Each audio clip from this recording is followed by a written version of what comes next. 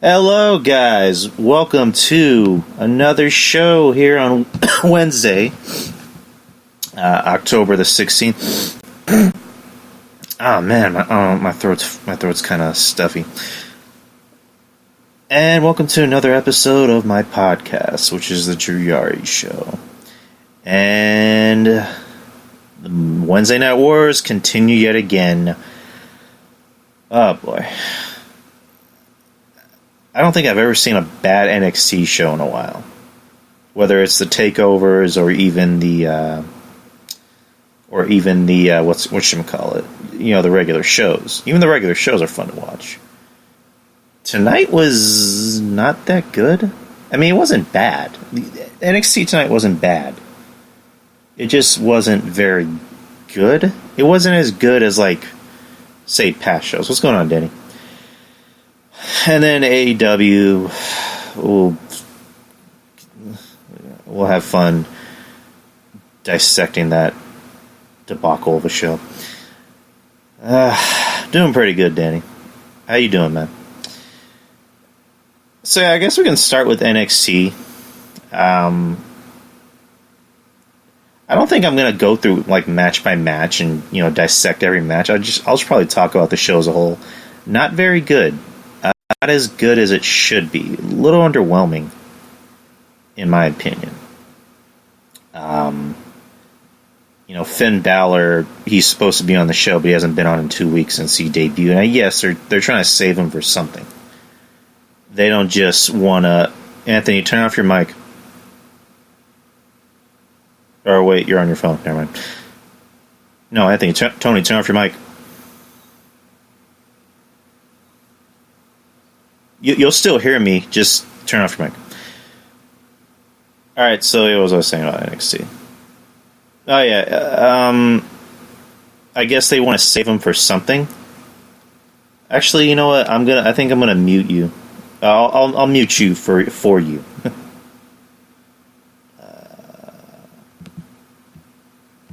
Okay, there we go.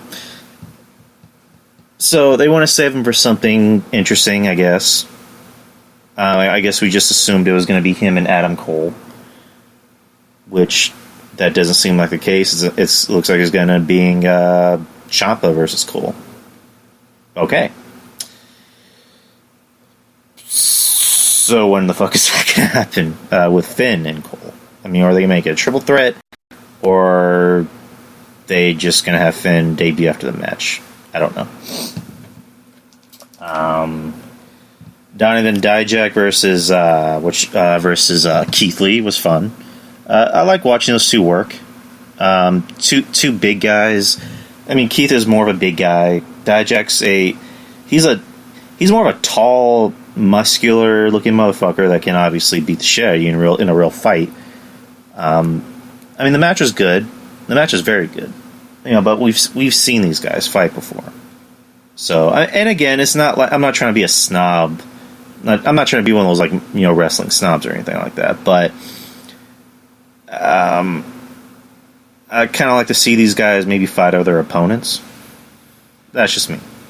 So they went out there, had a pretty good match, ending in a no contest a DQ because Roderick Strong came out. The whole point of the match was it was supposed to be. I think it was supposed to be Velveteen Dream versus Roderick Strong next week or this week. And then Roderick Strong got beat up by Undisputed Era. So William Regal decides to make Dijak and Lee the number one contenders match for Strong's title. So Strong comes out, attacks, I believe it was Dijak. So it ends in a disqualification. And then William Regal ends up making it into a triple threat for next week. So it's going to be for a triple threat for the North American title, for Roderick Strong's North American title against Donovan Dijak and Keith Lee, which it's obvious how that's going to end. It looks like it's going to be a very good match, but it's going to end in Lee and Dijak knocking each other out and Strong going for a pin. That's literally how it's going to end. The Undisputed are going to get involved somehow. what happened next. And then the main event ended up being, I forget his name. Elias Priest. Matter of fact, before the main event, it was Killian Dane versus, I'm forgetting if his name was Bo. Is that like a Chinese-Japanese wrestler named Bo, who the week before was squashed by Trevor Lee, who I think his name is like Cameron Grimes. He was Trevor Lee in Impact Wrestling. Now he's Cameron Grimes, who I don't know what they want to do with him. He seems talented. I like him, but a lot of his matches just they begin and end with him just going for some double knee strike. So last week he ends up jobbing to Grimes, and then Killian Dane comes out and beats the shit out of him. So then this week they go out there and have a competitive match. I think the match was maybe like 7 minutes, and it's just like, to me, it's just common sense. It's like the week before this motherfucker jobbed out to another guy. Like, a matter of fact, he wasn't even just jobbed, he was squashed. And then this week, he's getting competitive. He's having a competitive wrestling match against Killian Dane, who's a big-looking, burly-looking motherfucker. And kicking out of his move. He kicked out of a move once. This match should have been a squash. If it was a squash last week, it should have been a squash this week. So that's just me nitpicking. And not as bad as, Marco Stunt. We'll get to that. So the match ends, and then Killian Dane walks to the back, and then you have Pete Dunne's music playing, for the main event. And then Dane gets in Dunne's face, and then Dunne does the whole, I'm going to break your fingers thing, or whatever the fuck that thing's called. The referees have to take Dane to the back. And then Dunne gets to the ring, and then it's Elias Priest, which is the main event. I think I have to go back and watch that match, because I was kind of... This whole channel flipping thing is... It's a little tiring, because you're not sure what you're missing. So, I mean, that takes me back. Granted, back then I was mainly watching WCW first, so I can wait for, Raw to come on. So personally, I think NXT should have been on Thursdays. That's just my opinion. Just make it a lot easier for us, or just on me. So I missed like maybe the first half of the match. The second half I caught. It was pretty good. These two were just beating the shit out of each other. To me, that's probably my favorite type of wrestling, which is, it looks like a fight. It looks like a straight-up fight. It looks like these guys are beating the ever-living shit out of each other. And I like Pete Dunne. I've kind of turned the corner on Elias Priest. Yeah, because I remember I said the first time I saw him, I wasn't sure about him. And I wasn't shitting on him. I wasn't trying to say he sucked or anything. He's actually very good. I just wasn't sure on him. Now I'm 100%, or maybe not 100%, maybe 80, 85%, bandwagoning Elias Priest. I get it. I get his gimmick. He's supposed to be the rock star. That's, the whole entrance where he throws in a quote-unquote invisible flaming bow and arrow, at the screen, and it shows his name. I think that's pretty dope. So,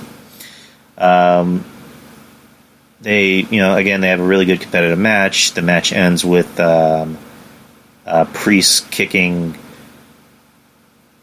what the hell did he do? He kicked Dunne in the balls. And I fucking hate myself for not remembering this, but Mauro Ranallo had like a really good line where he basically just says balls. He says balls on fucking USA television, which is the first time anyone has said balls on you, or the announcer, mind you, saying balls, and he used it in some type of pun, and I'm killing myself that I didn't write it down. So kicks him, Priest kicks him in the balls, goes for his move, pins him, and then that's your main event on NXT. again, the show was okay. It was a little underwhelming. It wasn't one of the better NXT shows that I've seen lately. Now we get to AEW Dynamite. The beginning to end was just not... Beginning, middle... Oh, man. This is how bad the show was because it's fucking with my words. Beginning, middle, and end was just not very good. The beginning tag match, which was... okay, here's how the tag... Here's what already kind of was just pissing me off. So, they had the tag tournament, and it's... what the fuck is her name? SoCal Uncensored, which is Frankie Kazarian, Christopher Danielson, and... Christopher Daniels, not Danielson. And then Scorpio Sky, who's like, you know, I guess their manager or their side guy, or he's like the Xavier Woods, you know. So, it's just Daniels and Kazarian that come out. Lucha Brothers come out and beat the shit out of them. They end up, pile driving or power bombing Daniels onto the ramp. They go for Kazarian, and then Scorpio Sky comes out. So, okay. Alright, imagine it's you and your friend, and you're beating the shit out of these two guys. Just imagine, put yourself in a scenario. You're beating the shit out of these two guys, and then their third friend, just a friend, just a guy, a lone guy, after his friend's already getting the shit beat out of him, chases after you and your friend. Two guys. So one guy versus two guys. The one guy chases after the two guys. What would you guys do in that situation? Like, the rational answer would be that you beat the shit out of him too. That would be the rational answer. But you know what actually happened? Scorpio Sky managed to chase away Phoenix and fucking Pentagon. And he didn't have a steel chair. He didn't have a lead pipe. He didn't have a sledgehammer. Didn't have a flamethrower or a machete. Or machete. He had nothing. He just fucking ran after him and they ran away. I mean, that wasn't even like the worst thing that happened to the Lucha Brothers, you know, in this night. We'll get to that, definitely. So, Scorpio Sky ends up taking Daniels' spot. They go out there and have a match, and... Or not against the Lucha Brothers. Lucha Brothers had another match, but... It ended up being SoCal Uncensored versus the Best Friends, which is Trent Beretta and Chuck Taylor. And I didn't know that was Chuck Taylor. I thought I just thought that was some random. I know who Trent Beretta is. He was in WWE. So the match wasn't that good.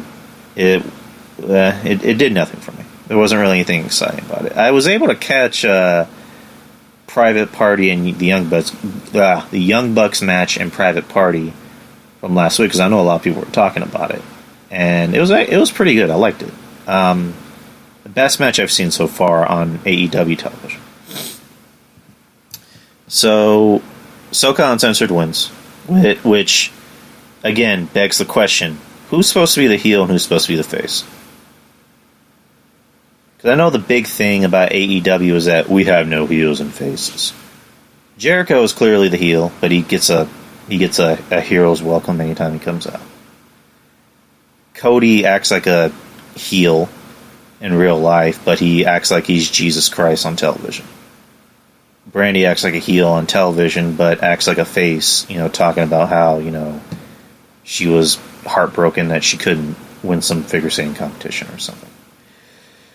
It's the question that we'll never really get a straight answer for. What else happened tonight?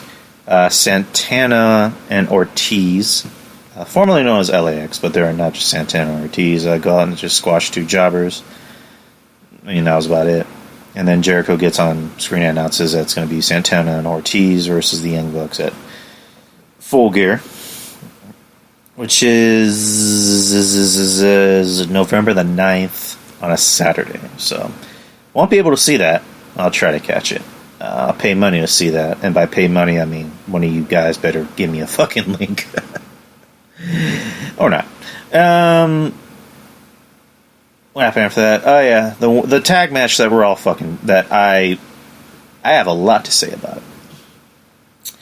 So Luchasaurus is apparently injured.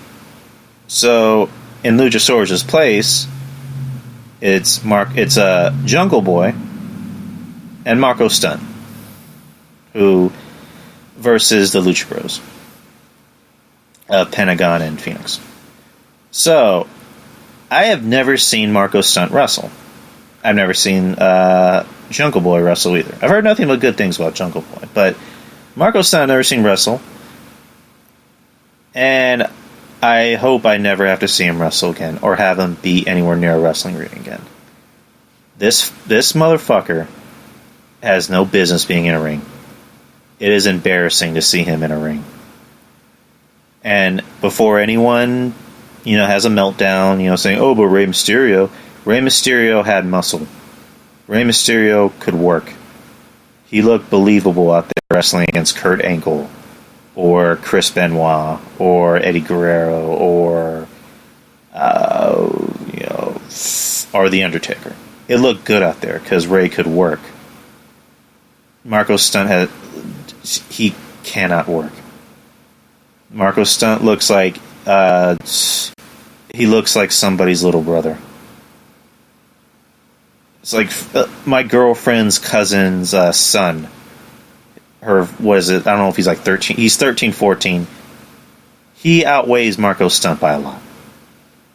And he can probably beat the shit out of Marco Stunt. I hope I never have to see him wrestle ever again. It looked embarrassing seeing... It was embarrassing and almost kind of broke my heart to see a guy like Pentagon, who I kept hearing rave reviews from everyone, from the Soup, from everyone, saying this guy's a killer. I would see him in matches against, Matt Riddle on the Indies. I'd see him against... he'd have these barbaric, hardcore matches against, what the fuck is that guy's name? Sami Callihan. I'm probably saying his name right. Sami Callihan in Impact. He had a pretty good match with Sami Callihan in Impact. The guy was a killer. He looks like a guy that could beat the shit out of anyone. And he's having to sell for a child. For literally a fucking child. And it's embarrassing. Fucking Phoenix and Pentagon should have just went in there and beat the shit out of him. Jungle Boy looks more believable because Jungle Boy actually looks like a man. He looks like a person. He looks like somebody that should be wrestling. I don't have a problem with Jungle Boy. He looks physically fit. He's fine. Not fine like fine. Fine, just like he's fine. He's fine where he's at. Marco does not belong in a ring. He should maybe be I don't know, maybe like a manager, or maybe some type of on-screen personality that that the heels and the baby faces beat the shit out of.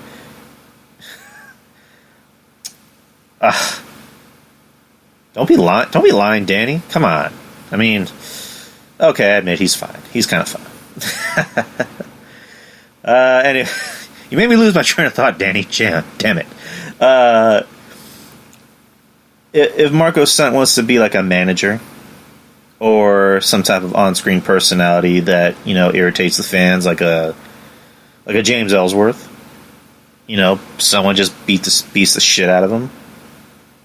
The heels beat the shit out of him, the faces beat the shit out of him, and the crowd loves it. Fine, but he should not be in a ring. He should not be running the ropes. He should not be doing dives. He should not be punching other wrestlers. He should not be having wrestlers sell for his punches. He should not be in a fucking ring. Spike Dudley made it work because Spike Dudley, he had a better connection with the fans. Spike Dudley had that look of, I look scrawny but I'm tough. I have the heart of a champ, or I have the heart of a lion. When Marco Stunt started doing that fucking floss dance, which that's one thing that irritates me. I fucking hate that dance so much. I hate that stupid flossing, whatever the fuck dance you want to call it dance. I hate it so fucking much. Please, please, please, please, please don't. Please, I'd never want to see anyone do that. And when I saw him do that, I'm just thinking, I seriously hope Pentagon just clotheslines the shit out of them. Please let this be a squash. Make it fast and painless. Make it fast and painless, and then slow and painful at the same time. Oh my god.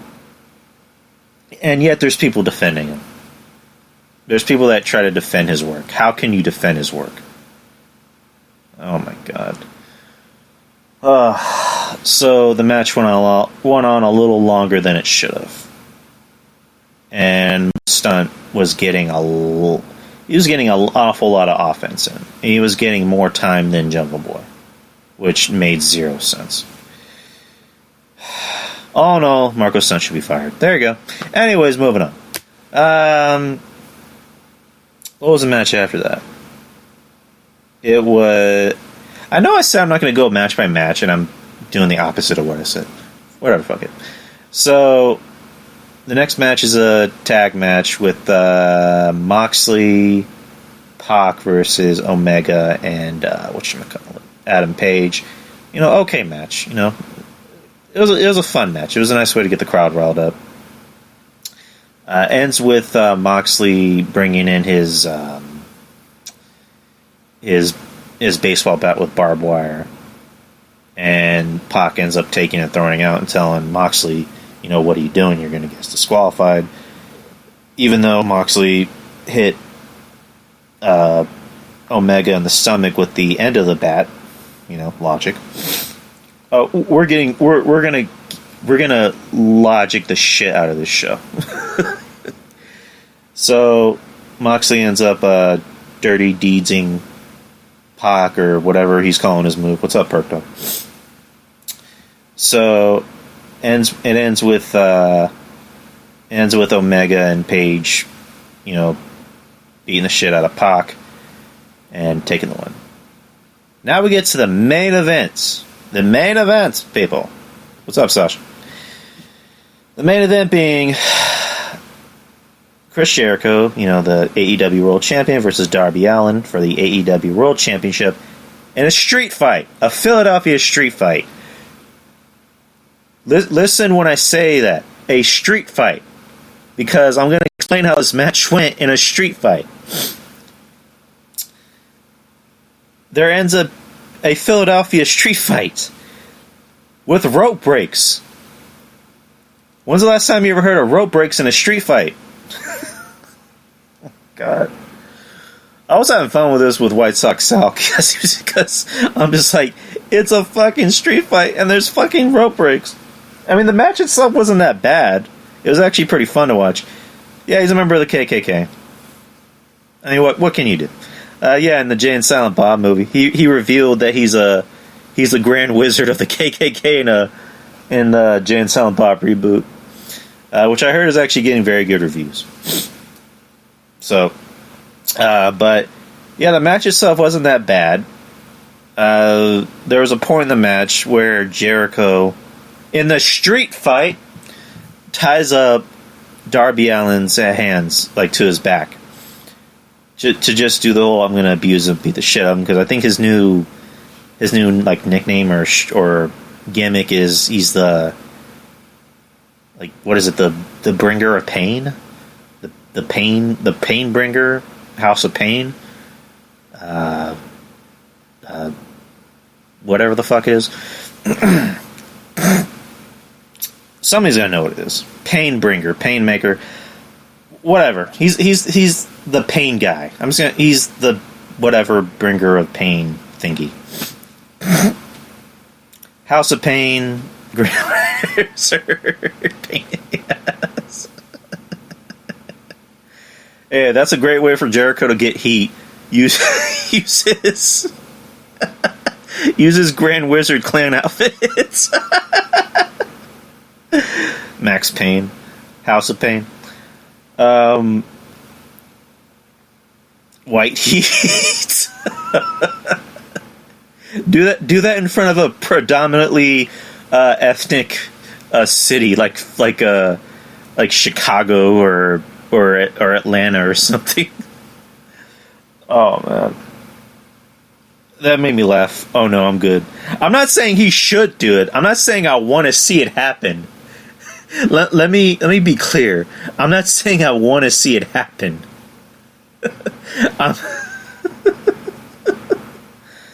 Oh man.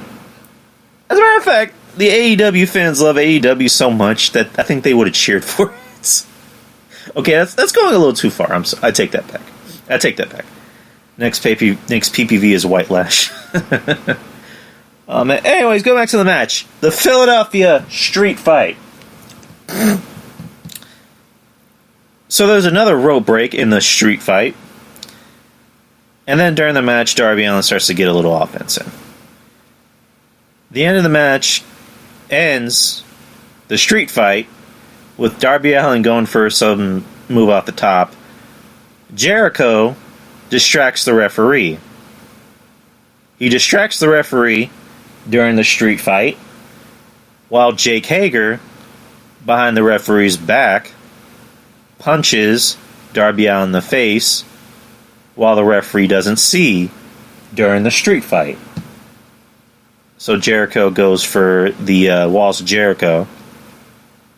And Darby Allin, well, he can't tap out, but he just says, I quit, or I give up, or whatever. So that's the end of the match. That was some street fight, huh?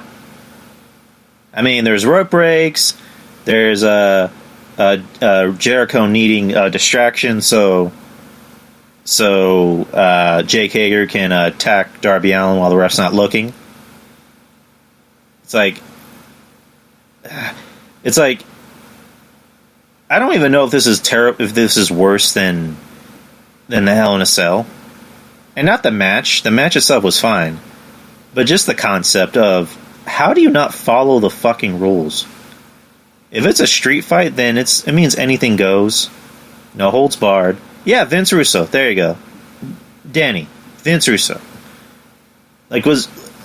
Did Vince Russo have some type of influence on this match? Did he get hired by AEW under a surname? It's like, oh my god. That was bad. Rince Cujo. Rince Vuso. Or since root. I'm bad at that. I'm just gonna stop. So far, this is just. I'm hearing a lot of people say WCW, almost like WCW 2000 bad. I mean, that show was tonight's episode of AEW. That's WCW 2000 bad. Actually, you know what? I would say TNA Impact from 2011 bad. Holy shit. And it's just the matches aren't bad. It's just the concept behind it. You begin the show having your toughest shit, kick-ass tag team run away from a guy. If he had a steel chair, yeah, Tyler, I agree. Hold on.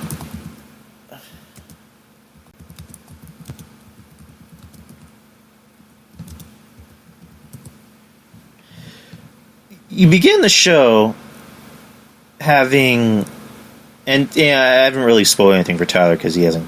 We already finished the main thing. You begin the show having your tag team your tough as nails tag team run away from a guy that doesn't even have a weapon. He's just a guy. He just has his fists, and that's it. And they run away from him. And then later in the night, you decide to bury that tag team, pretty much, by having the equivalent of a child. And they have to sell for his shit. They win, but they still had to sell for a fucking kid. A guy who looks like a kid. A guy who looks like he should not be in a wrestling ring at all. So, and then you decide to have a main event and not even follow the rules. And you kind of make Jericho look weak too. You make Jericho look like he looked like he needed help to beat Darby Allin. And Darby Allin, I like him. He's actually very talented. I granted, I've only seen him a few times, you know, predominantly, in AEW, and everything I've seen from him is good. I like him. He's very talented. I like what I see from him. But Jericho should not have needed help to beat Darby Allin, especially in a fucking street fight. A street fight.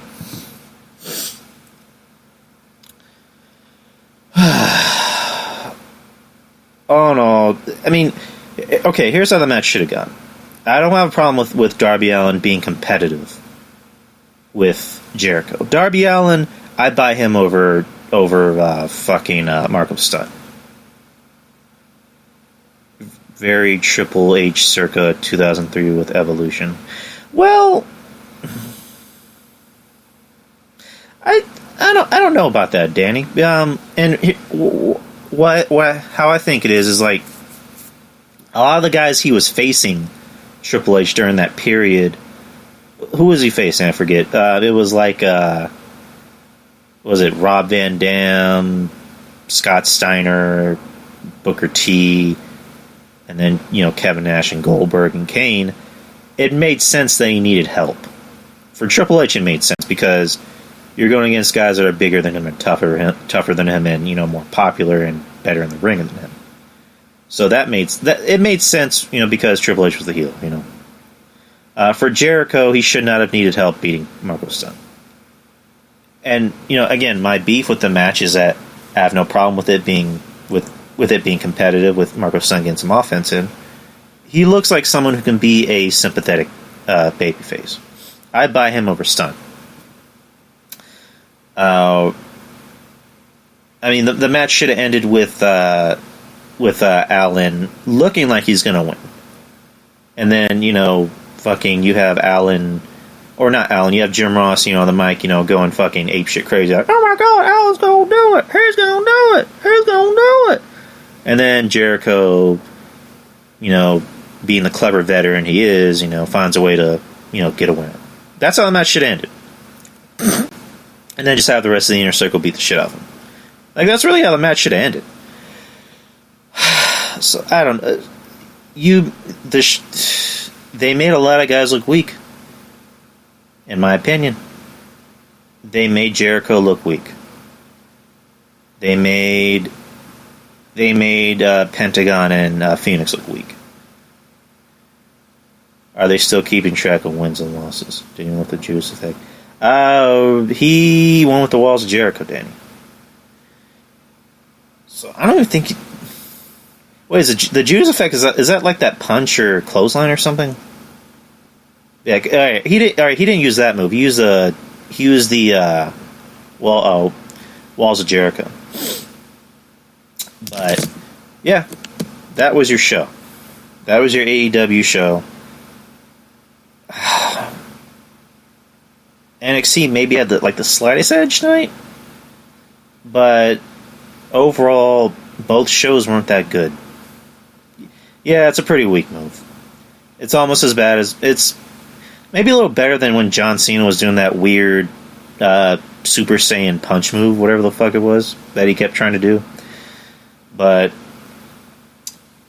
both shows are pretty underwhelming tonight. AEW more. I already have a feeling that tomorrow that it's going to come out that AEW won the ratings. That they got a better rating than NXT. I mean, I can already see it. It's pretty much going to happen. NXT, I say it ad nauseum, it's the better show. It has better names. It has better people that I want to watch.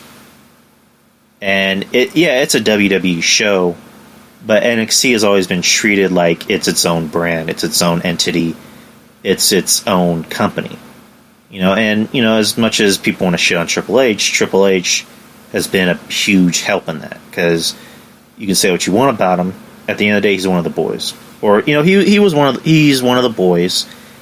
He knows what makes wrestling work. He knows what will make it work. He knows what the people want to watch. Vince has always made it very clear that he's in the entertainment business, so he treats Raw and SmackDown like they're TV shows. Maybe not SmackDown now, but Triple H, he still wrestles, so he has the mindset of a wrestler. So he treats NXT like a wrestling show, which you should do. And when have you ever seen a street fight on NXT have rope breaks? When have you ever seen guys like Marco Stunt work in NXT? And when have you ever seen Killian Dane have to sell for a guy like Marco Stunt? And yeah, Leo Rush is maybe not that much bigger than Marco Stunt, but Leo Rush can work. And they make sure they keep him in the Cruiserweight division. They were smart to bring the Cruiserweight division to NXT to fill out that second hour. So they don't keep them separate, but they kind of let them do their own thing at the same time, which is good. Not like before when they brought in the Cruiserweight, division, and they just literally kept them separate from everyone. So, yeah, trademark. With AEW, I've said this ad nauseum. They need to create stars or to get stars. Their only option is to create stars, because they can keep winning the ratings, but at the end of the day, you need somebody that people can watch and go, hey, that guy's on that show and I want to watch it. It's like any other TV show. You watch a certain television show, or you watch a movie because so and so is in that movie. You watch the Marvel movies because you like Captain America, and Captain America is in the Avengers. Or you watch horror movies because you want to see such and such get their head chopped off. Yeah, you watch your favorite TV show because there's that certain guy on the show who's a piece of shit and who needs to die, and who's been on the show a lot longer than he should have been. And you're waiting, you're counting down the hours and the episodes so you can see him finally fucking die. It's like, alright, who watches Sons of Anarchy? Or whoever watched Sons of Anarchy? Alright, guys, play nice. So, alright, Sons of Anarchy, there was a character on there named Agent Stahl. She was a female ATF agent. She was on the first 3 seasons, and she was just this fucking heinous, heartless, just dastardly fucking cunt. And she caused so much fucking problems for the Sons, and for I almost said Sam Crow. I forget the name. But anyway, okay, Danny, I'll try not to swear so much. So freaking and fudging. So, anyways, at the end of season 3, they look like they're working together with Agent Stahl, the Sons and Agent Stahl. And then Agent Stahl ends up screwing over Jax, the main character Jax, Charlie Hunnam. But what Stahl doesn't know is that Jax knew that she was going to screw him over. So the character Opie, who after end of season 1, his wife was killed because Stahl decided to make it look like he was betraying the Sons. And then the Sons thought he was betraying them, so they go to kill him, but what they don't know is that his wife was driving the truck that night. And they thought that they were shooting him in the back of the head, but instead they shot his wife. and he ends up finding out that Saul had a role to play in it. So at the end of season 3, he sets her up by shooting her in the back of the head. And for me, a big fan of Sons of Anarchy, big mark for Sons of Anarchy. Watching that, and I'm dancing. Like that's how happy I am. Like that's the reason. I mean, not the sole reason, but that was a goal, which is I want to see this lady meet her maker, and she did. For AEW, there's nobody on that show that's pulling me in. Like for NXT, I can name so many people off the top of my head. Adam Cole, that's one. Matt Riddle. Now you got Finn Balor.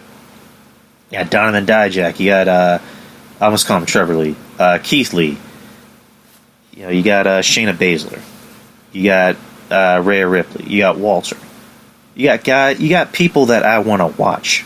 You got people that I want to go out of my way to watch. With AEW, there's nobody on that show that I want to watch. There's nobody that I want to go out of my way to watch. Yeah, I like Jericho. I like Adam Page, but I'm not going to go out of my way to watch him. So, just AEW needs to fix the problem. I'm not giving up on AEW, Perk. I'm not. I'm not trying to be a Debbie Downer and say that it's gonna, that they're gonna go out of business in 6 months. I want to like it. Don't get me wrong. I want to like it. I want to be a fan of it. I want it to pull me in. I want it to have that big angle or something that's going to make me go, I wonder what's going to happen next week. But it's tough. Tyler's right. It's going to find a stride. And again, that's how NXT was. When they tried to make NXT into a thing, it took a while. Because I think people they didn't know how to react to it because, when they saw NXT for the first time, it wasn't even a wrestling show. It was just, hey, let's have Daniel Bryan juggle a couple basketballs. Or, hey, let's have Titus O'Neil carry this large barrel. I think people had a bad taste in their mouth of NXT because they just assumed it was going to be a joke show.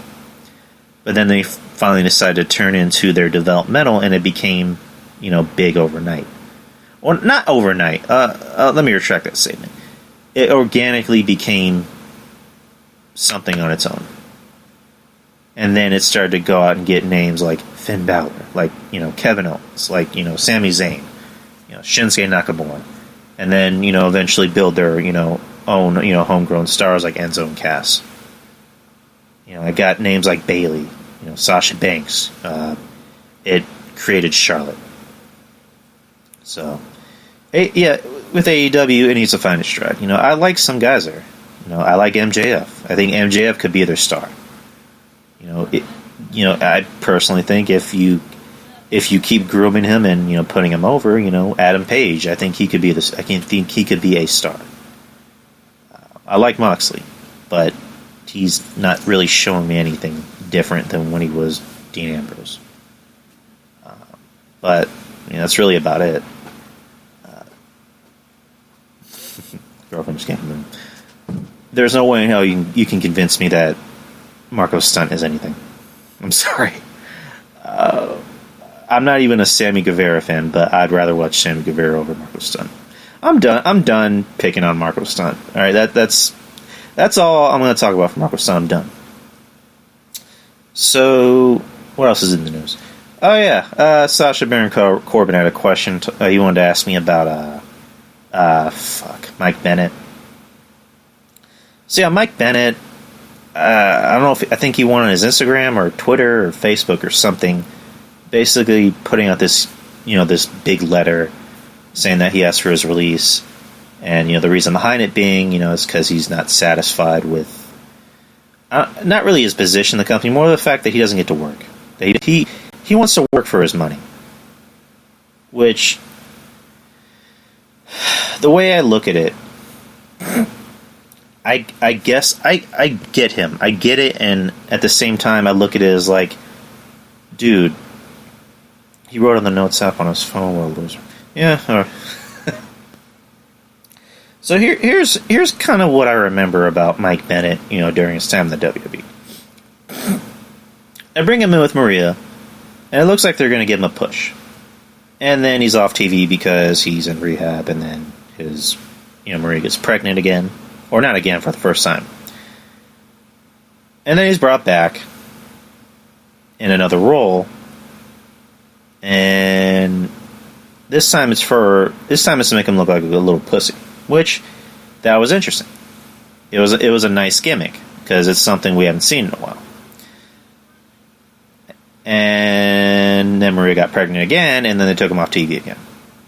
So his whole beef is, this is just the way I see it, it's just my opinion. He wants to work for his money.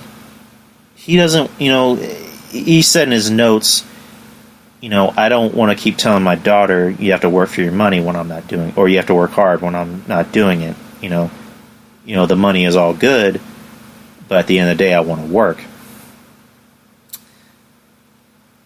Who the fuck does this guy think he is?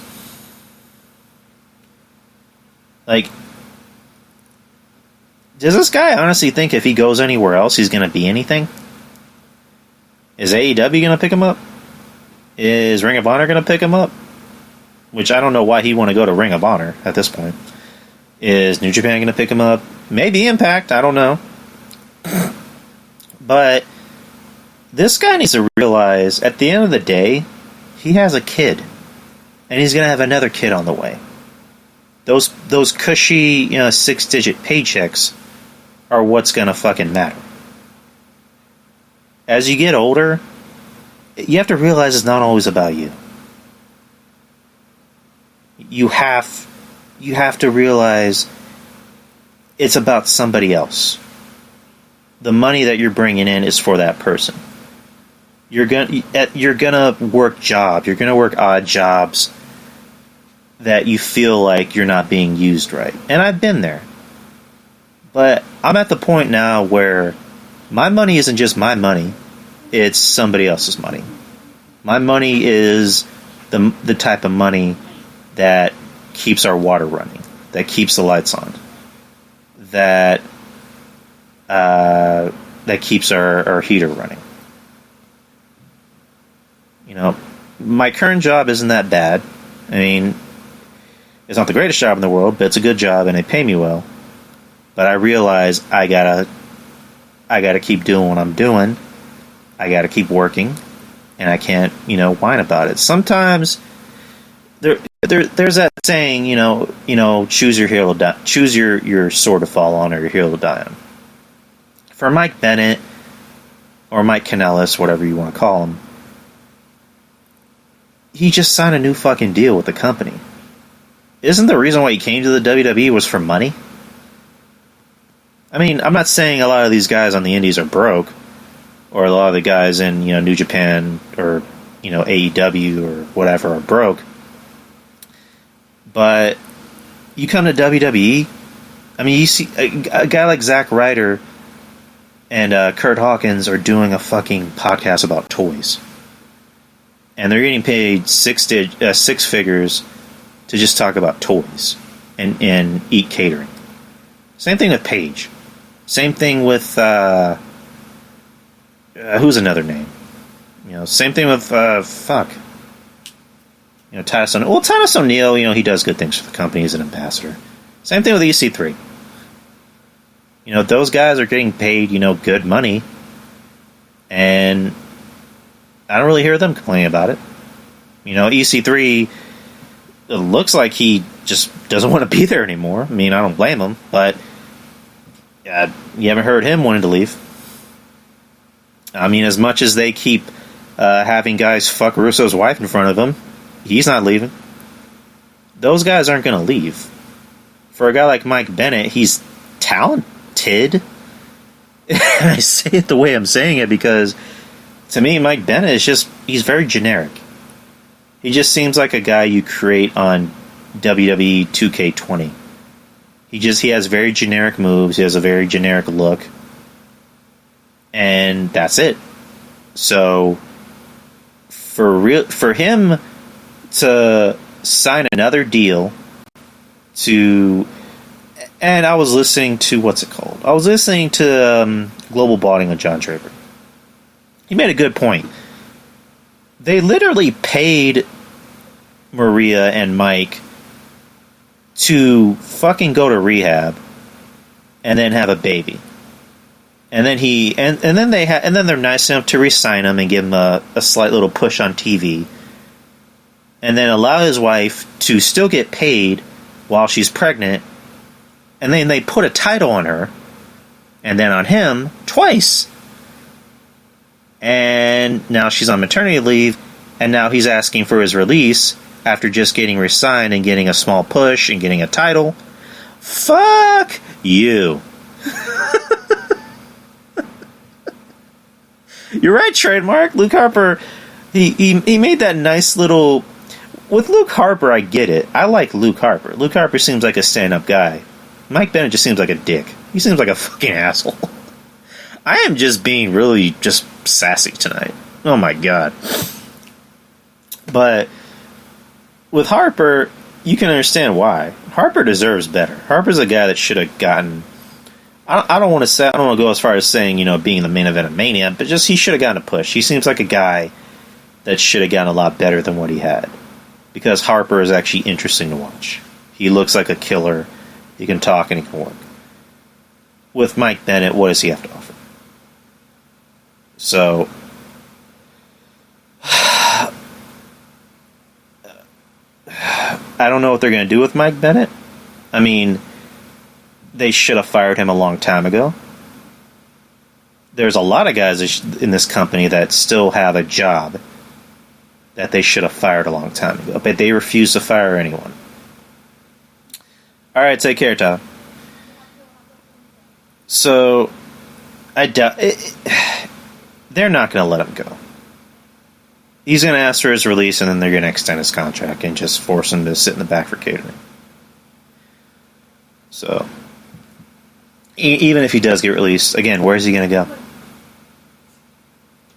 I mean, have you heard anyone from AEW trying to make a Twitter post? Because Cody would be doing that shit. Cody would get online and try to make some clever tweet saying, oh Mike, come with us, or the Young Bucks. Wasn't Bennett in fucking NJPW with the Young Bucks and Kenny? Not in the Bullet Club, I know that, but wasn't he in kind of that same kind of posse with them? You haven't heard anyone from the Young Bucks trying to reach out to him, or Kenny, or Cody, or anyone. Maybe they know something we don't, or maybe they know something we already know. At the end of the day, for Mike Bennett to pull this shit, it's just pathetic. It's pathetic and sad to watch. He needs to realize it's not about him. He what is so bad about getting paid six figures to literally not do shit? Again, at the end of the day, I understand he's a man and he has pride and he wants to actually work for his money. I get it. But fuck. You hire... Exactly, Dan. You hire... If Vince McMahon were to give me a fucking contract saying, we're going to pay you six figures just to eat catering, or to be in vignettes, or to have R-Truth pin you. Sign me up. Pay me, motherfuckers. I'm fine with that. So, it's sad. It's sad to see something like this. It's kind of sad, pathetic, but... next news on docket, Eric Bischoff. Eric Bischoff is gone from the WWE. After being in the company for, a cup of coffee? Over the summer, he got hired. Him and Paul Heyman got hired as the directors of Raw and SmackDown. And now the story came out the other day that Bruce Pritchard was releasing. So we weren't sure. Nobody was sure if he was just being moved to another department or if he was just doing something else. No, he's actually out of the company. Fully. He's done. He's not with the company anymore. Bruce Pritchard is now the director of Friday Night SmackDown. A lot of possible scenarios are coming out as to why he left. One of them being is he just didn't get along with a lot of people. He didn't get along with the right people. The right people, which Bruce Pritchard, I don't know. I mean, Bruce Pritchard has always been kind of known as just a yes man. He's always been one of Vince's, yes men in the WWE. So that's my only conclusion. But with Bischoff, one of the stories that he couldn't get along with the right people. Well, with Vince, you kind of need a yes man. I'm not saying I have personal experience from it, but I'm hearing personal experience from other people. You had a guy like John Laurinaitis who was, Vince's right hand man for a while. That's just how I see it. I don't have a logical explanation as to why it was Bruce Pritchard. Yeah, I agree, Perk. But it's Vince's company. That's just how I'm viewing it. Yeah, with Bischoff. Another story was that he was not up to date with anyone in the company. He didn't really know names. He wasn't familiar with talent, which makes sense. If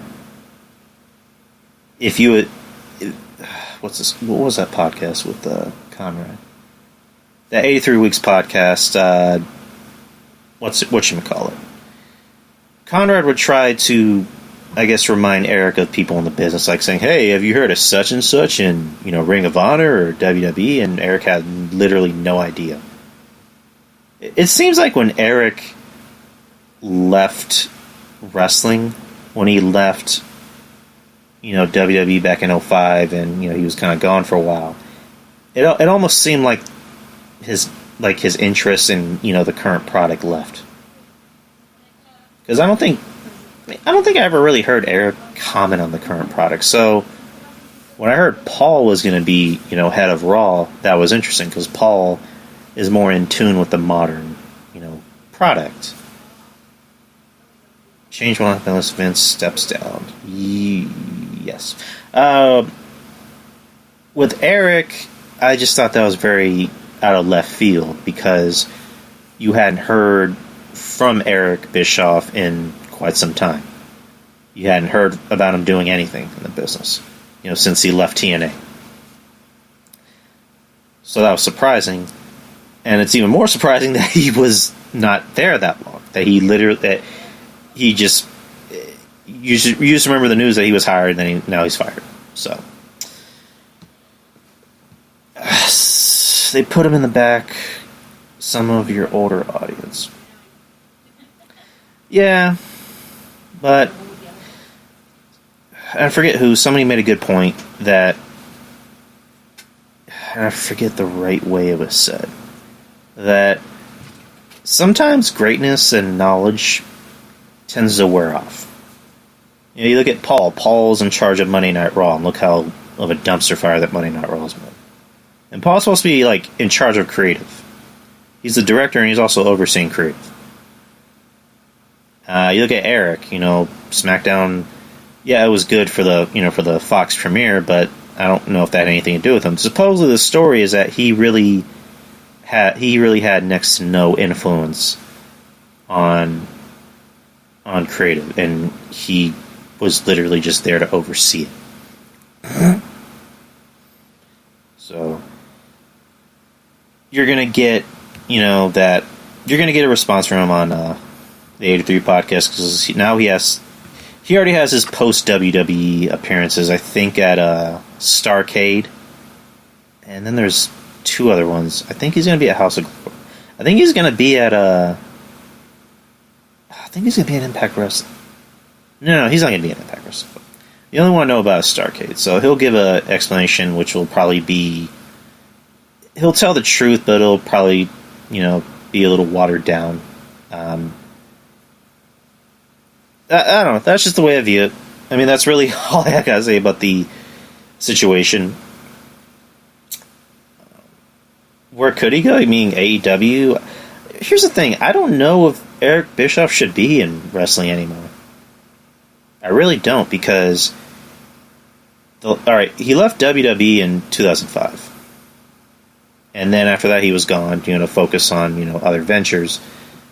He goes back to Impact Wrestling, and when it was called TNA back in, 2009, 2010, and that didn't work. That didn't work at all. That was a dumpster fire. As a matter of fact, that almost put them out of business for the second or third time. Eric is just not in touch with the business, and it's pretty obvious that he's not. Paul Heyman is in touch with the business, so it works for him. As the business has evolved, Paul's evolved. His ideas don't work as well as they used to, but he still is at least up to date with everybody in the company. You ask a lot of the younger wrestlers, in the back, they will tell you that Paul will go out of his way to give me advice. If I ask him an opinion, he's honest about it. With Eric Bischoff, how many younger wrestlers have you heard talk about Eric Bischoff? I mean, the only people you hear talk about Eric Bischoff are from WCW. You don't hear... I mean, I'm pretty sure if, Ali tried to ask Eric Bischoff for advice, on how to have a better promo, Eric Bischoff is thinking, who is this guy? Again, I'm supposed to know him. He's one of the talent, right? But I don't think Eric Bischoff should be in business again. I'm not saying... Yeah, that's what I'm saying. I think Eric's kind of done the business. He really should just focus on... Because doesn't he have an actual outside job? Because I know he brews his own beer, right? Or something like that. Or he has his own TV thing with the kid from Wonder Years. So he should focus on that and just stay away from wrestling. Because it seems like he's not... his mind isn't there anymore for wrestling. It seems like he doesn't have the patience, and at the same time, he's not paying attention to what's currently going on. Not just in the current product, but anywhere outside. You know what I mean? So, that's enough Eric Bischoff. What else can we talk about? I guess non-wrestling news. Kevin Feige. Kevin Feige is now literally the king of Marvel. He was announced that he's not just overseeing the movies anymore. He is still overseeing the movies, but he's now overseeing the television department and now the comic books. So that can either be really good or really bad, but I think it could be really good. Kevin Feige, he strikes me as somebody that just enjoys what he does. You never hear a bad thing about him from anyone. He, from all accounts and purposes, he comes across as a sweetheart. Everyone who works with him says he's a sweetheart. He seems like a nerd. He seems like someone who, read comic books as a kid and still reads them as an adult. And I do not envy his schedule, because that motherfucker is going to have so much shit to do. He's going to have... Because you got Spider-Man back. You have all these new movies coming out. And then you have more movies down the turnpike, like X-Men and Fantastic Four. And now you have, the Disney Plus, series. It's coming out in November... What is it? November the 12th or November... I forget, November 6th? Somebody help me out here. But that, I don't envy his schedule. I wouldn't be surprised if this guy has to schedule bathroom breaks with how busy he is, or if he even gets any, or if he even does go to the restroom, or if he even sleeps at all. If it came out that Kevin Feige only gets at least 2 hours of sleep a night, I would not be surprised. This guy cannot afford to take breaks. So, as long as the movies are good, as long as they keep putting it out, Marvel already has my money. One word: cocaine. Yeah, or speed, or adrenaline. Pick your poison. At the end of the day, Marvel has my money. They already have my money. Marvel anything, DC anything, they already have my money. They're with Disney. Disney's an evil, heartless corporation, but at the same time, they're always going to have my fucking money regardless. So, What else can we talk about?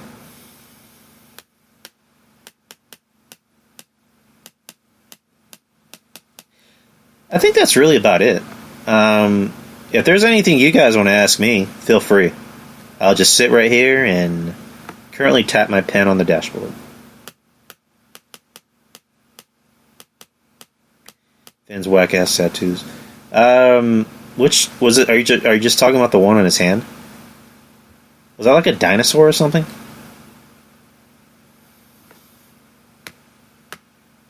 Oh, I didn't see the other one. I just saw the one on his hand. So are they like matching tattoos?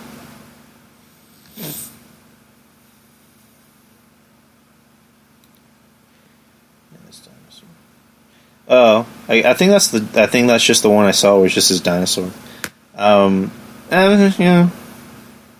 If it makes him happy. I mean, maybe it's a thing for him and his wife. Maybe they got matching tattoos. I don't fucking know. Yeah, it did. Yeah, it was a pretty bad looking tattoo.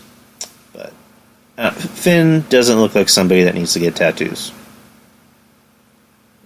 At the end of the day, also because Finn's kind of a silly man. I love Finn Balor, but he seems like someone who's kind of like a man-child in some ways. Not like a Marco Stunt, that's for sure. You know, but yeah, because the guy says he reads comic books and he plays video games and he actually likes to build Lego. He likes to play with Legos, and I love Legos. I'm not knocking him for doing that. He's a silly man, as am I. I'm a silly man-child. So, oh man, should have got some water. Anyone want to ask me anything? Any wrestling related questions? Movie related questions? Anything related questions? I will just sit here for the next 5 minutes and tap my pen on my dashboard.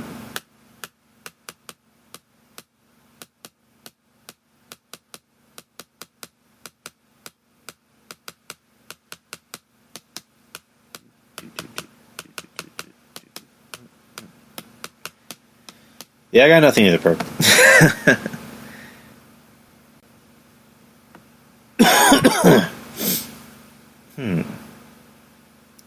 Nothing is off limits. Absolutely, nothing is off limits. Oh, NWA. There you go. I have not watched the new episode yet. I watched last week's episode, which was the first one, and I loved it. And here's the weird thing: is like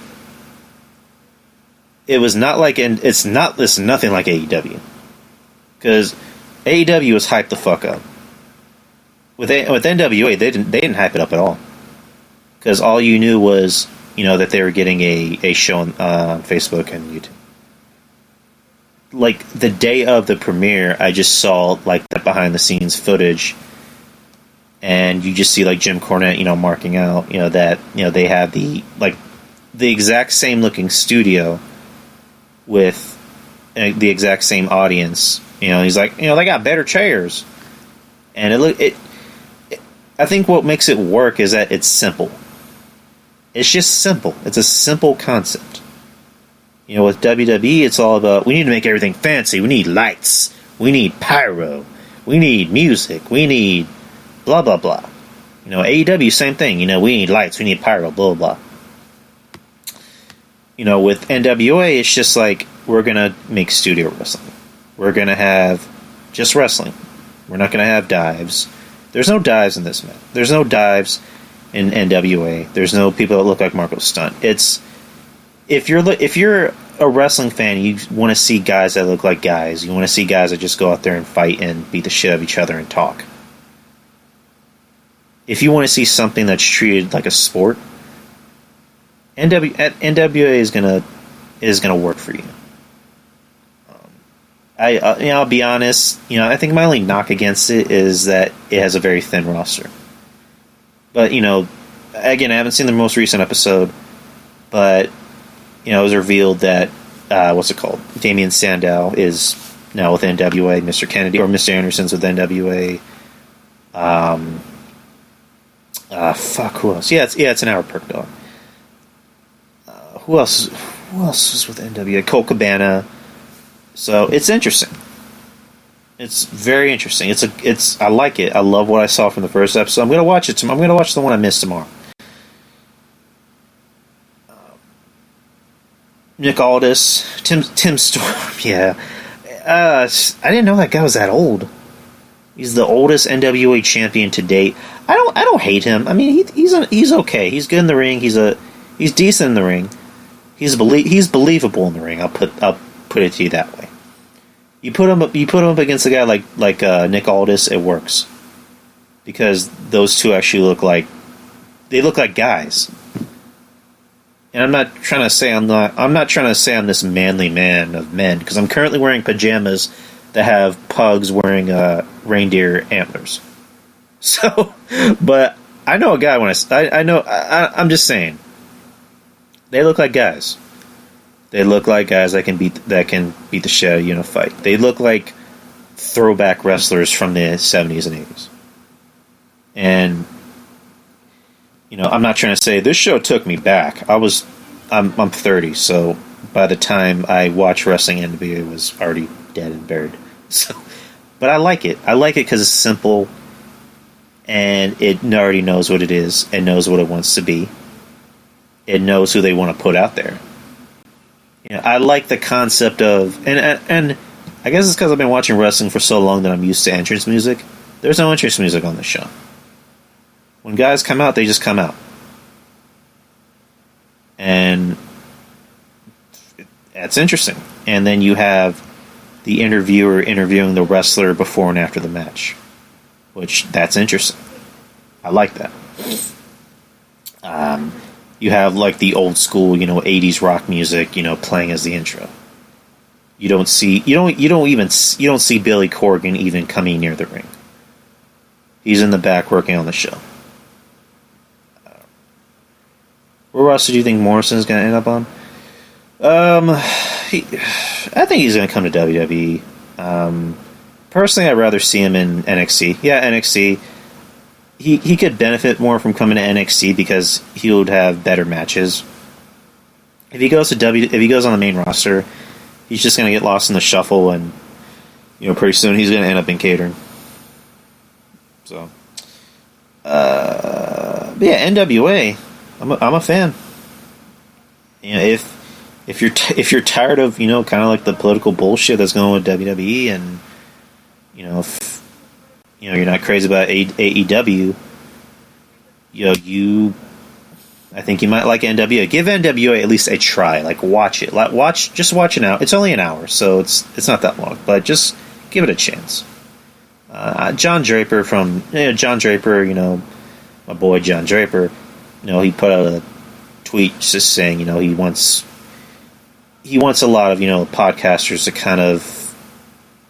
but give a little, what's the word? Like, put more eyes and ears on NWA. Like, give it the recognition it deserves. Yeah, give it a little nudge. There you go. Give it a nudge, Put more eyes and ears on the product. And sign me up. That's what I'm doing. I'm gonna show some love to that show.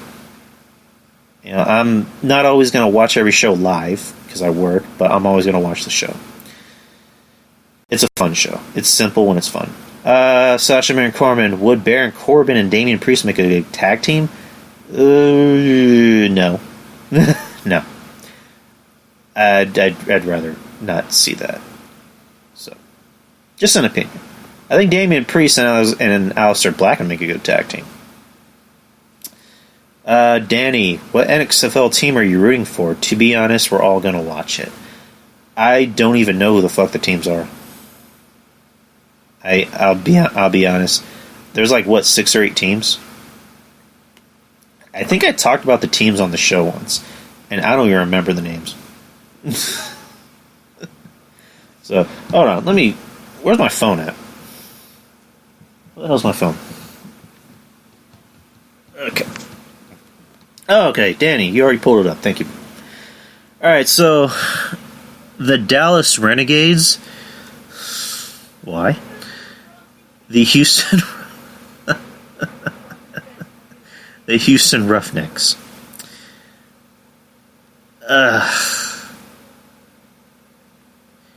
The LA Wildcats.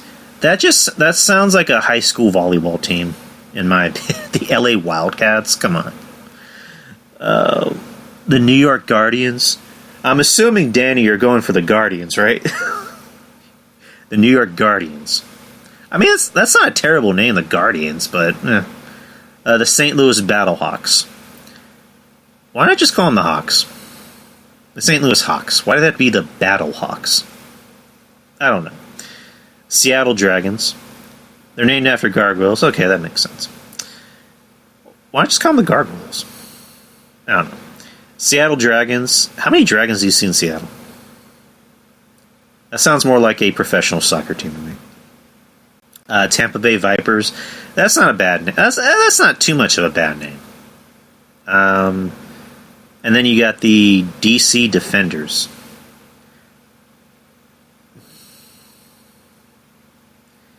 I don't work in creative, so I mean, it's not. It wouldn't be my first name perk. It wouldn't be the first, name I'd name a team. But Roughnecks. I don't know. They don't have a San Antonio team in there, but Randy Orton should be sponsored by the Vipers. I think wouldn't that be the problem as to why they got canceled in the first place? Like, wasn't the problem with XFL was that they kept trying to add too much of a wrestling influence to it, and they wouldn't let it breathe on its own? Because they had that documentary about it on 30 for 30, and someone said that like one of the main reasons why fans seemed to lose interest was the fact that they assumed it was going to be like WWF meets football, and that they were going to be wrestlers, playing football or something. Imagine if Dallas was the Defenders. The Detroit Model TS. All right, here's something interesting. So, what are some other cities that you think deserve a team, and what would their team name be?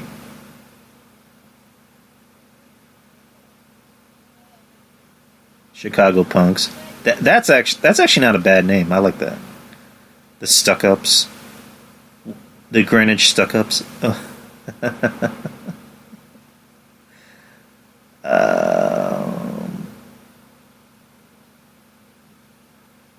Oh man, I just had a fucking name in my head. Oh man, fuck. The LA Crime Waves. I have a name, but I don't know if I should say it.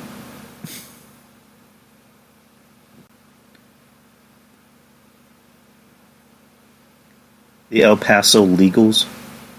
The El Paso Legals? I don't get it. Legals? Oh, Perk Dog, come on. Come on. Funny, but come on.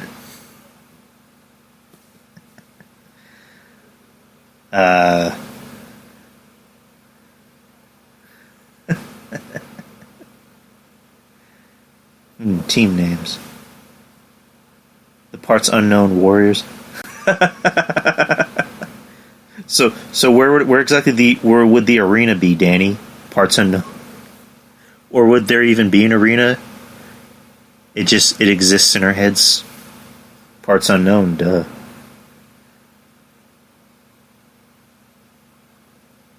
Like the mayor of Parts Unknown is gonna build a giant stadium in the middle of nowhere.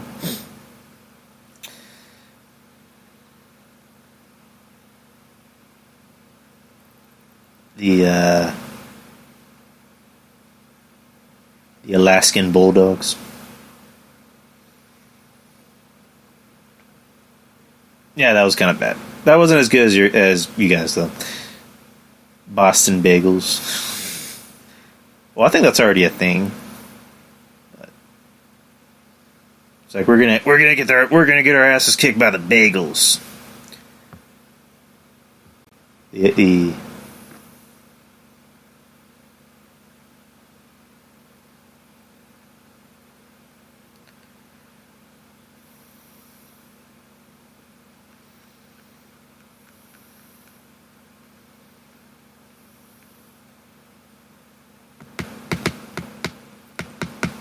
Utah Senators. I'm just watching you guys make up names. I'm just gonna watch you guys make names for like the next. For how long has this show been? We're an hour 20. Oakland, the Oakland Raiders. It's like might as well put them in fucking the NFL, or the Miami Dolphins.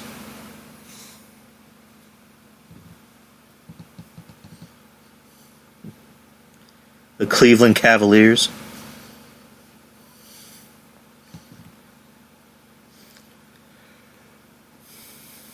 The Washington Redskins. I mean, they're a lot. I think they're a lot. Yeah, that sounds about right.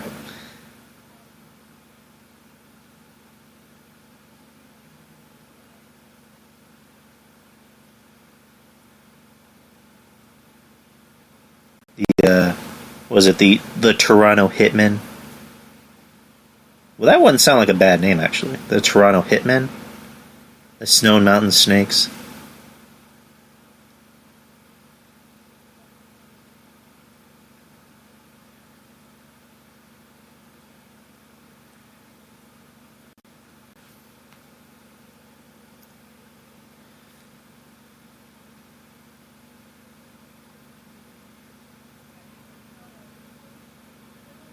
Calgary Hitmen. Yeah, I like that one.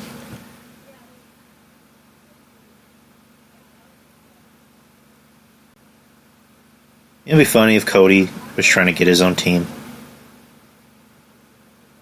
Oops, that's a hockey team. Oh, it is? The Calgary Hitmen? It's a hockey team?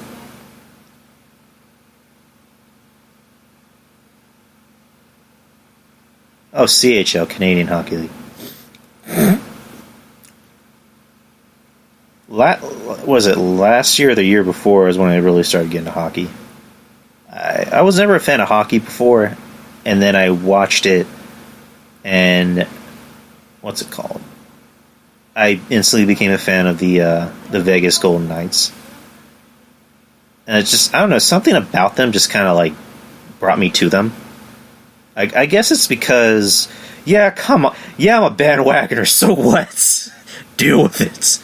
I just liked them. I just like them. They're just teams that you like, and yeah, I just liked them. What can I say? I just like them. They're my team. They're the team I root for. I call them the Knights. Golden Knights just sounds too Wayne Newton. Oh my god. There's a couple other teams I like. I like the Bruins. Since I'm a Texas guy, I go for my Texas team. So Dallas. I have a thing for Boston. Like I've always been a fan of Boston or just Massachusetts in a whole. I like the Celtics. And you guys are probably going to hate me for this. I like the Patriots. I'm a Patriots fan. Perp Dog is just like, fuck this guy. So, Hey, I'll watch the Rangers. I'll be a Rangers fan. I'll give the Rangers a chance. Baseball, I'm not a big fan of. I've tried giving baseball a chance.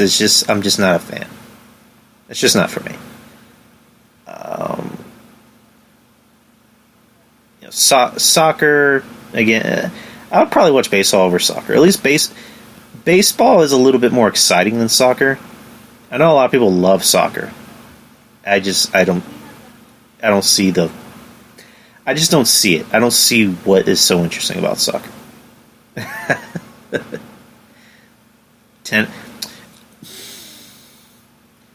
Tennis, no. That's gonna be the title of the show. I'm gonna use it as the title of the show, Perk. It's either gonna be between Street Fight or Come On.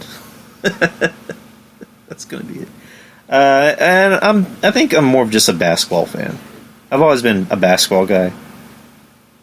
I've always been I'm from San Antonio, so I'm a Spurs fan by heart. I like the Celtics. I like the Bulls. I like the Magic. Those are my top teams. I love the Seattle Supersonics, even though they're not a team anymore. Now they're the Oklahoma City Thunder, which I despise that name. So season starting the season's starting next week. I don't know if you guys are basketball fans. When did the Rangers win last?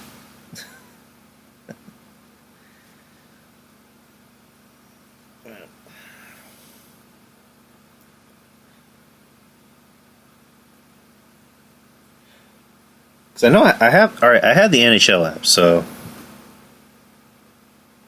I haven't been paying attention to. Has the season even started? The NHL season, because I know the preseason started, but has the actual season, the actual main season started? Okay, yes. So I'll give the Rangers a chance, and I'll give the Red Wings a chance. I'll do it for you guys. I like the Knights. I like the Knights. What can I say, Danny? I'm just a fan of the Knights and the Bruins. I'll give for you and Trez. I'll give the Rangers a chance. How about that? I'll give them a chance just for you guys. And then Perk, I'll gotta say I do like the Knights. Well, no, the Wings do suck this year. I'll still give them a chance. I like to have options. Yeah, I've been trying to buy a hockey jersey for a while. Or just get some Knights memorabilia for a while, but it's just I never have money. And now that I'm actually making money, I still don't have money. You can't have 20 teams, Drew. I can have whoever I want, damn it. So there's always going to be my number one team, and then there's going to be teams I still root for. I don't know. Again, I'm new to hockey. So, whoever I like at first, I'll end up liking. Drew, hit me up after the show on a website where you can get a $30 jersey. Interesting. I'll definitely do that, Danny. Alright. I think that's it. I think I'm going to call it a night. Much love to everybody that showed up. Perk, Sasha, Danny. Thank you guys for showing up to the show. For making the show interesting tonight. I like talking sports. Next week, I'm going to have a friend of mine, Anthony, on the show, where it's going to be an interesting show because first half of the show is going to be more of a sports related show. Who's Thomas? I don't know who Thomas is. No, my friend Anthony. Yeah, he's not Anthony Missionary Thomas, but it's a friend of mine named Anthony. I've known him since childhood. I've had him on the show long before, and this is when the show was beginning. So we're just going to talk sports. The NBA season, starting next week. So we're just going to talk sports for a bit. I'm going to have on just for a bit, and then, just continue to talk, NXT, AEW nonsense, and then, of course, some NWA talk and what have you.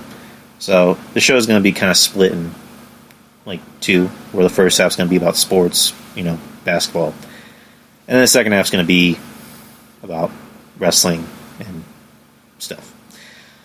So, much love to everybody who showed up tonight. Thank you guys. Much love to Wrestling Soup.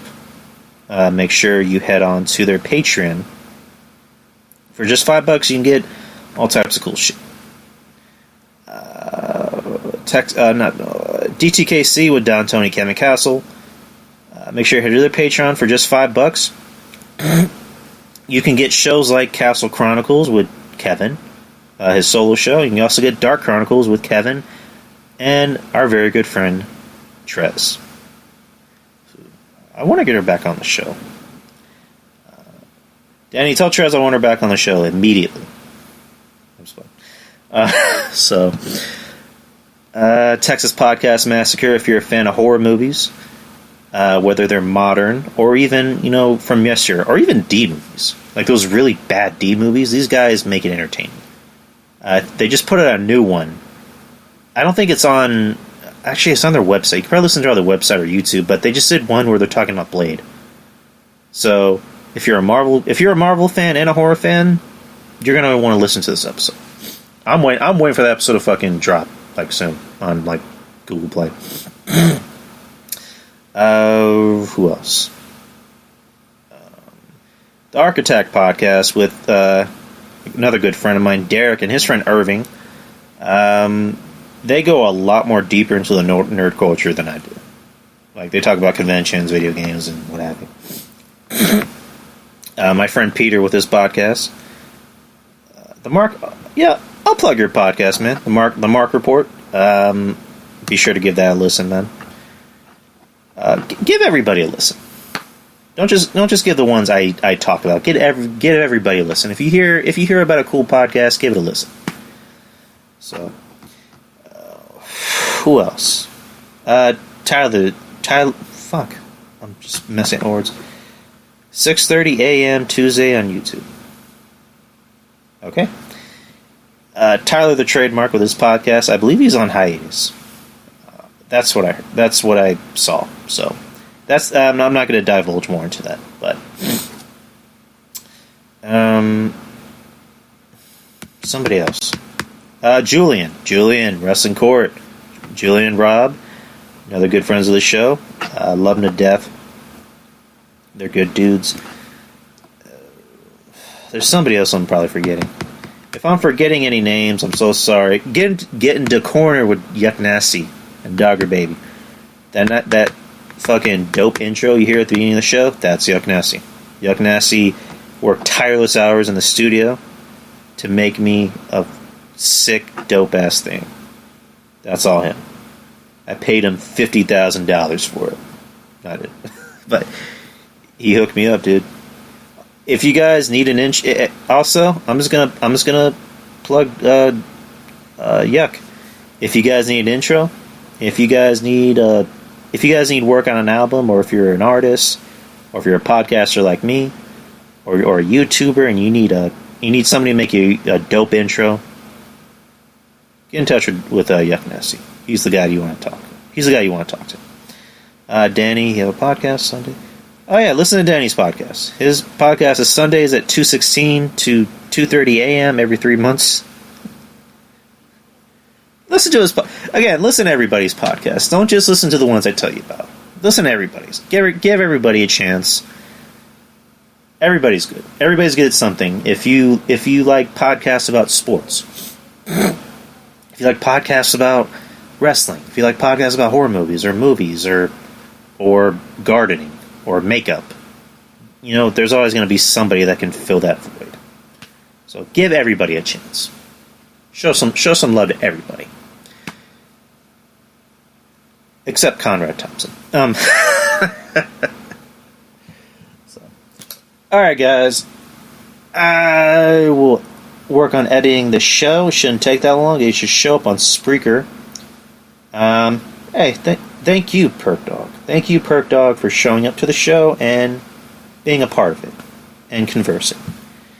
And I'll make sure to give the Red Wings a chance. Thank you, Danny. Take care, brother. And you guys know where to find me, Spreaker. I'm on the Wrestling Soup homepage. You can find me on YouTube. You can find me on Twitter, Drew Yari Show. Facebook, Instagram, Drew Yari Show. And the show's every Wednesday. Doesn't change. And again, next week, it'll be my friend Anthony. Not Missionary Thomas. This is a different Anthony. So, anyways, guys, take care. Thank you to everybody who was in the room. I know I've said it more than once, but thank you, Sasha, Danny, and Perk. Take care, guys.